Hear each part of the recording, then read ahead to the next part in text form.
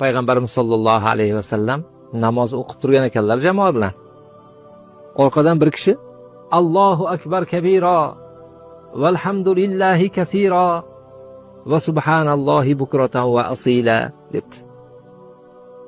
Namoz tugagandan keyin Rasululloh sollallohu alayhi vasallam hozirgi gapni kim aytdi dedilar. Orqaga qarab. Desa, hali kishi menman debdi. Hayron qoldim degan ekanlar. Siz shu gapni aytganingizda osmon eshiklari ochilib ketdi dedilar. Nima degan bo'lsangiz ijobat bo'ldi dedilar. Bu voqeani aytib berayotgan buyuk sahobiyning o'g'li Abdulloh ibn Umar radhiyallohu anhu aytadilar. Payg'ambarimiz alayhisolatu vassalomdan shu gapni eshitganimdan beri mana shu duoni tark qilmayman dedilar.